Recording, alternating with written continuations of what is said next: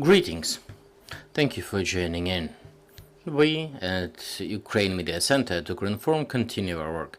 It's the 204th day of the heroic resistance of the Ukrainian nation, and I thank everyone who tells the truth and covers our resistance. So we'll talk about the situation in Kherson region. We have Dmytro Syvchenko, the head of Beryslav Raion Council. Hello. Dmytro, so first and foremost, what is the humanitarian situation in Davidiv Brid village and in other villages located nearby, which fall under your Raion Council? So, in the great Beryslavsky Raion, the most part of it is still under occupation. We do have some progress.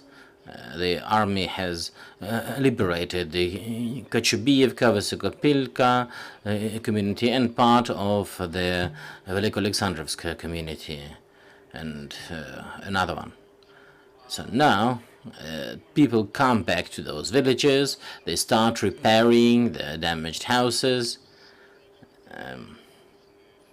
despite occasional shelling by the occupiers, but our people are unbreakable. They are preparing for winter, so they are mending their houses, and the situation is slightly easier in this aspect.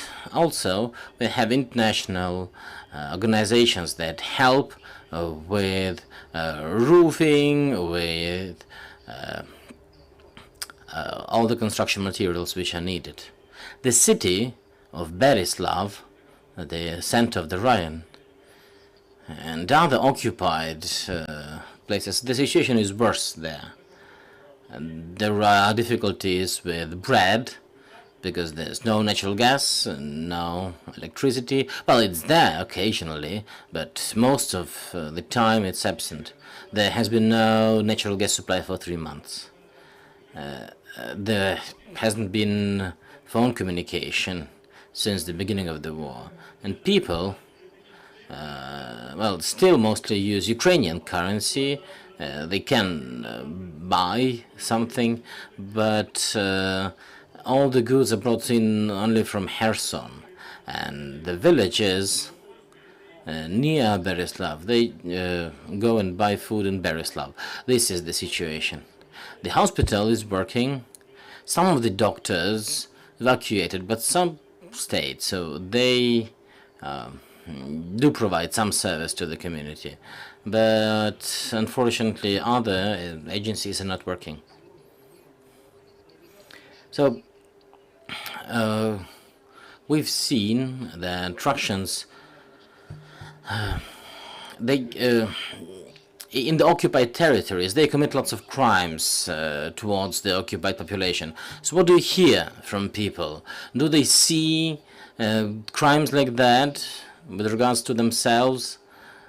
What do those who are in de-occupied territories tell you? And if you have some communication with those who so far are under occupation, what's going on there? Yesterday, I had a conversation with the hospital manager in Veliko-Alexandrovka, and he said that the occupier, like recently they came in, they broke all doors, they broke all the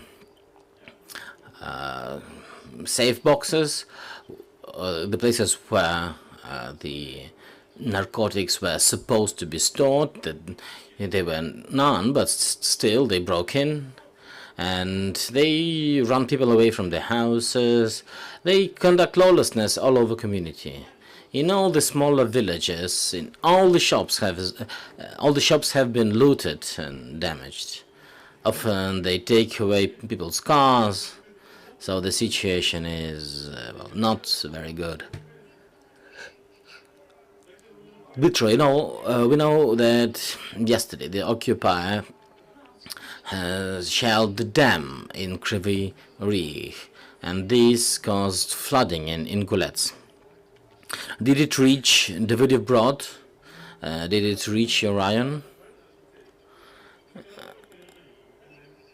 I don't have information on Davidiv Brid, so I can't tell you anything about this. Okay.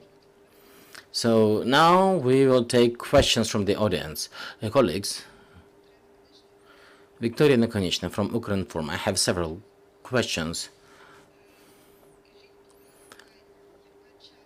Which part of Beryslav rayon is deoccupied? What is the share of the area? Well, I would say 15%. About 15%. This is Novovorontsovka community, Kochubeyevska community is deoccupied, Vysokopilska is deoccupied, and part of the Alexandrovska, the one where there's Davidiv Brid and so on.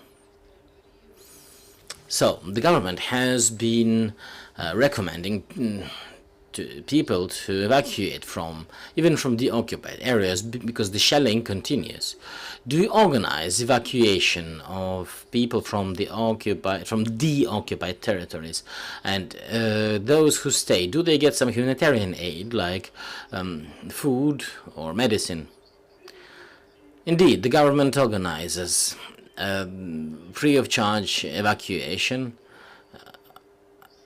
Even in the occupied, if there's a contact person, we can arrange it, and whenever it's possible, we take people out. Also, there are people who reach us for humanitarian aid. They bring something back to the village. Dmytro, at this moment, people who stay in the occupied territories, can they go to the Ukraine-controlled territories?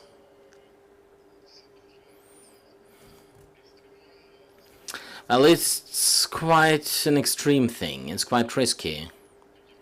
And only through some very courageous people who know the area well, they can come through and come back. But we don't have any official green corridor. Everything is shelled and so on. What is the scale of destruction in the village of Davidiv Brid?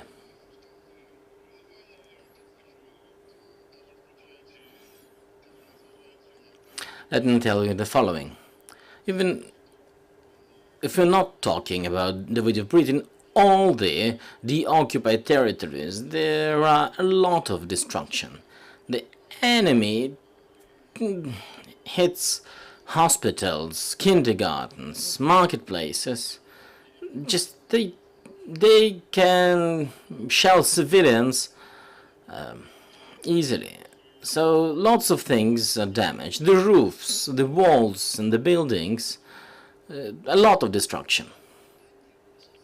And my last question. You've mentioned that the occupiers are chasing people from their houses. Do you have any information about other crimes of Russia against the peaceful population?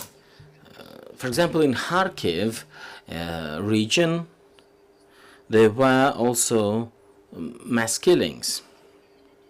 I don't know about that. Well, this is a question for the law enforcement more. So far, I don't know much about this.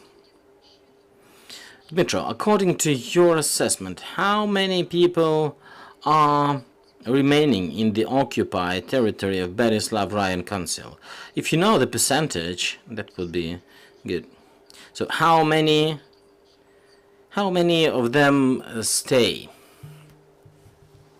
In the Rayon, we've had 101,000. How many stay at the moment is difficult to say, but if we look at Novovorontsovka, there were like 6.5 thousand population. Now, I would say 400. But during the last week, people started coming back. So out of 6,500, you've had 400 remaining. Yes, that's the correct ratio.